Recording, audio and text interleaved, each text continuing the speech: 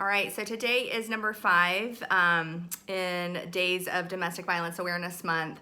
And I wanted to expand a little bit more on the dynamic of the children in these situations where a woman is trying to flee domestic violence and she's trying to move into a better life, and the complications that come from that. So in this movie, Alex has her 2-year-old and she wants to continue her education. She wants to move to Montana, about 9 hours away, where she's been given a full scholarship for her writing abilities to complete her degree. And she files a relocation order, which of course is fought by her abusive boyfriend. And at that moment when he says he's not going to let her take the child, of course, he says, "I'll see you in court." And so more bureaucracy. She had borrowed $9,000 to go back to school, to help pay for housing, family housing, and to do what she knew she had to do to continue to provide for her child. So he denies that, and these are the types of things that continue to happen for women that are trying to build a life, get free, and but there are also angels that come alongside of us. And in this scenario, one of the attorneys that represents her does it pro bono to help her get free. And so in my story, I did not have children, and I also had family to go home to, which, you know, makes it completely different on that level. I will tell you that it was still hard to leave for the image issues, for my own family. I mean, it just, nobody had ever been divorced in my family. Nobody had ever gone through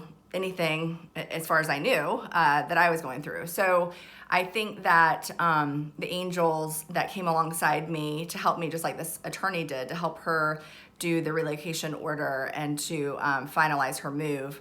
I had people show up in my life, and one of them was a hairdresser who lived in our townhouse community at the time.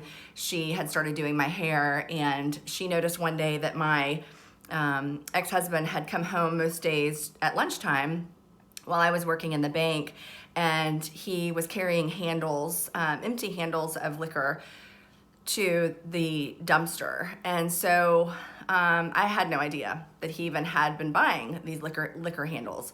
So apparently he was coming home and filling bottles, water bottles, K&W soda bottles with tequila, because it looks similar, vodka in water bottles, and taking these things to work because nobody would question his water bottle with vodka.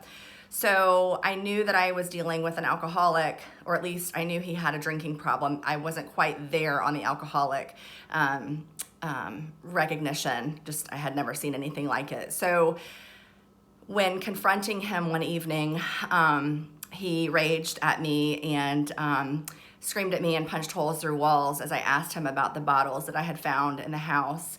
And I knew that that was going to have to become one of the strategies for me to get out, was to listen to the angels in my life and listen to the people that are trying to tell me, you know, he has a problem. He's taking handles to the dumpster every day while you're at work.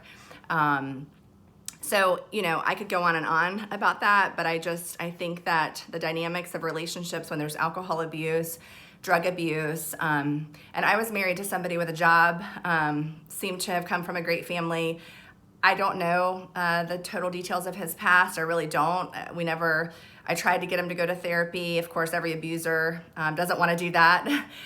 They don't want to be found out. So in any event, I'm sure that he had his own childhood issues, as we found out in the movie with the series on Netflix. So all I'm here to say is that the help is there.